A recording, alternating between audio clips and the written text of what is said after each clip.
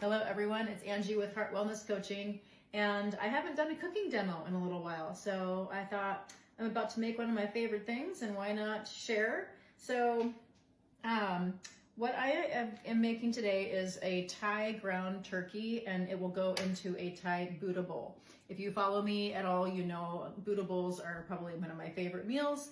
It's a combination of fresh and cooked veggies. I usually do it without grains or beans because I like to keep it paleo, but you could do it with rice, you could put black beans or garbanzo beans, lots of different ways to do it. But I'm gonna share the basics for how to do the protein if you're gonna do it with meat. You could probably do this with tempeh as well if you wanna keep it vegan. So always starting out when you're doing a Thai sort of theme with ginger. So this is my chopped ginger right here, and it was probably about an inch of the central piece of this ginger. So I probably cut off about an inch off the end of that, peel it, and then chop it up nice and fine. And then this is 3 cloves of garlic, and this is a little over half of a medium-sized onion that I just had in the fridge from before. And then I always try to add some extra vegetables just to kind of hide into the meat. If I had mushrooms, I would have chopped those up, but I just had some zucchini. So all of this will go in the pan.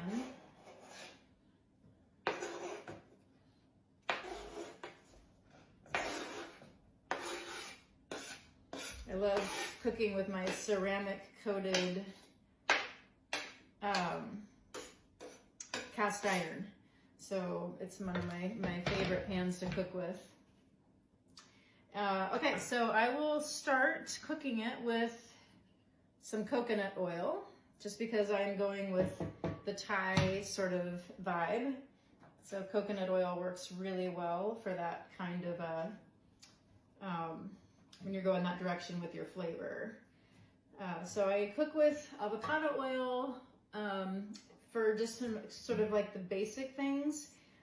It's probably the most common oil that I cook with because it can be cooked at higher heat. Olive oil generally is going to be more of a low heat cooking oil, or I use olive oil just for like dressings, but I don't often do any kind of high heat cooking with olive oil. So avocado oil, coconut oil, ghee, which ghee is just clarified butter, so all the dairy solids are removed.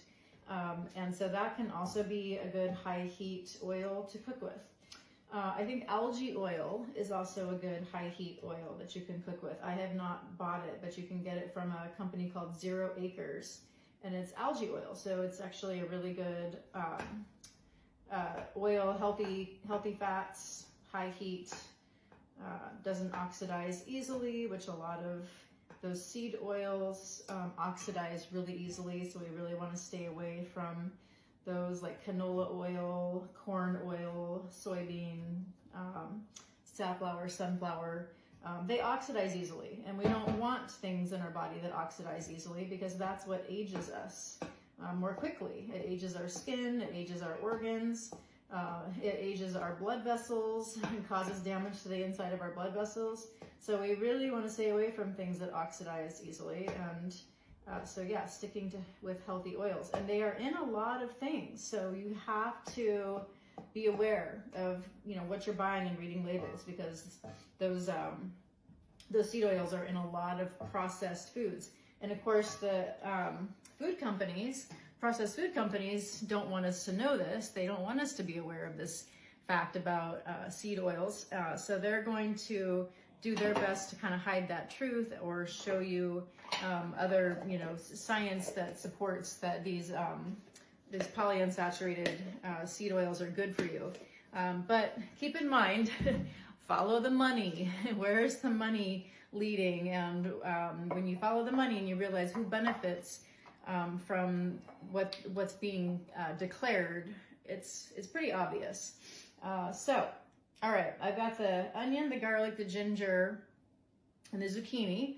And so those are gonna just cook just a little bit. I don't let them cook too long because I don't want to overcook anything, because when you overcook anything and it caramelizes, it turns to a sugar, and sugar, when you caramelize and create like a sugar, the sugar combines with the fat or the protein, and it gets glycated. So advanced glycation end products are like the char on meat or fish when you grill it, when you overcook things and they start to caramelize. That can create glycation, which makes things more sticky, and that is also really damaging to our skin and to our organs. So I always tell people, try to err on undercooking things, have them a little bit more on the fresh side.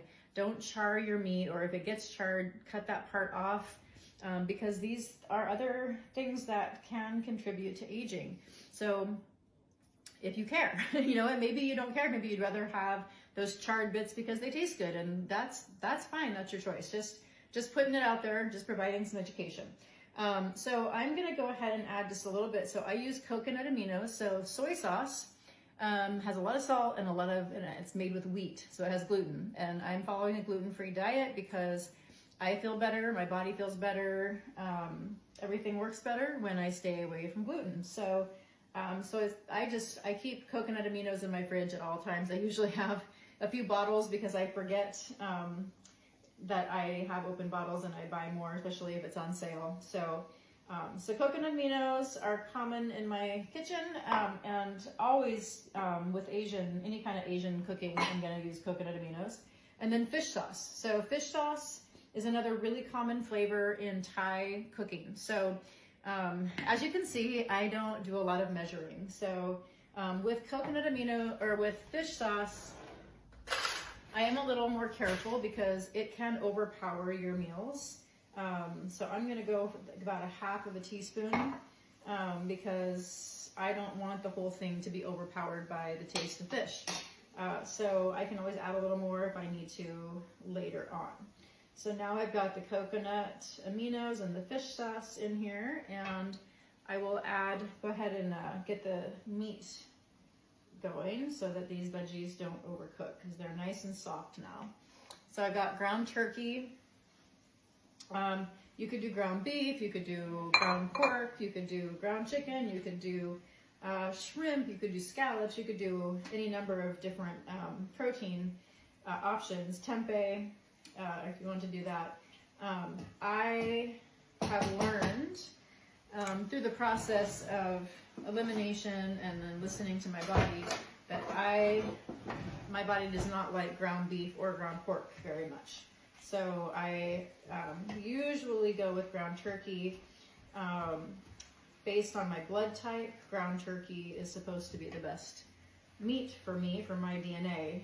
But I will be doing the full DNA 360 test very soon. And that's going to give me a much more comprehensive idea of what my body is going to thrive on based on my DNA. So I'm offering $75 off that test for anybody else that wants to do it. It gives you just a very detailed, comprehensive report based on your DNA, what foods, what kind of exercise, what supplements, all kinds of different self-care things that your body specifically needs, and how to really optimize health based on your DNA. So I'm going to be doing that for myself soon, and then I will be offering it, again, $75 off the price that you would pay if you just went to do it on your own. So anyway, that's a post for another time. Okay, so I've got the meat going. It's starting to cook. And so now I'm going to be thinking about any other things that I might want in here. So I also really like the taste of toasted sesame. So I've got my bottle of toasted sesame oil. So again, this one can overpower really easily. So instead of just pouring it in, I'm going to go with like a teaspoon. Just not even quite a teaspoon. And I can always add more if the taste of toasted sesame is not strong enough. So get that going. And then fresh lime is also another really common ingredient in Thai cooking or in Thai marinades. So while this is cooking, I'm going to grab, I think I have some pre-cut limes.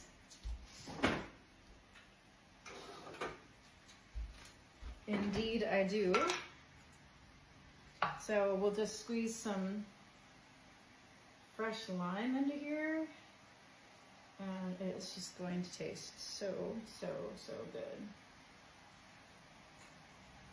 I have some fresh basil as well. I have it growing in my yard, and I actually bought some at Trader Joe's because one of my very favorite things to make and freeze is Thai pesto. It is so good. If you've never made it, I found the recipe on Pinterest. Anyone can find it. And I make it, and then I make a big batch of Thai pesto, and then I freeze it in little silicone cupcake things, and freeze them in those, and then pop them out of the little cupcake liners, and then just put them in a glass container and have those in the freezer. And they are so easy. It's so nice to just take a couple of those out and mix it up with some ahi tuna. You could mix it up with a can of ground chicken, or a can of chicken. You could do a can of salmon. So I'm talking like easy, when you don't have time to actually cook meat. So you're going to the pantry, you're grabbing out some ahi, some salmon, some canned chicken, mixing it up on the stove, heating it up a little bit with that Thai pesto, and it's so good. And then you can just put that on a salad. You can make a Buddha bowl. So again, my Buddha bowls are almost always cauliflower rice, and I'll mix, I'll do like some lime and some jalapeno, maybe some garlic when I cook that. So cauliflower rice, shredded cabbage, shredded carrots, sliced cucumbers, chopped up bell peppers, some avocado, and I think that's mostly what are in my Buddha bowls. Yeah, sometimes I'll do a base instead of cauliflower rice. I'll do a base of squash, like winter squash, like butternut or spaghetti squash. Those work really well. Hubbard squash, kabocha squash. Those are all great at the bottom of a Buddha bowl, and they add a little bit of hardiness and a little bit of sweetness, depending on what kind of squash you use. So, okay, so this meat is almost done, and it smells like it's kind of got all the right. It might just need a tiny bit more fish sauce. I'm not really smelling as much of that, so I'll just add a teensy bit more. And yeah, it's smelling really, really good. And so I'll just turn the heat off now. Let that just finish cooking. And then I will prepare all of the rest of the ingredients for the actual Buddha bowl. So I'll have to get the cauliflower rice cooked up. But I will show you the final product when I get it all done.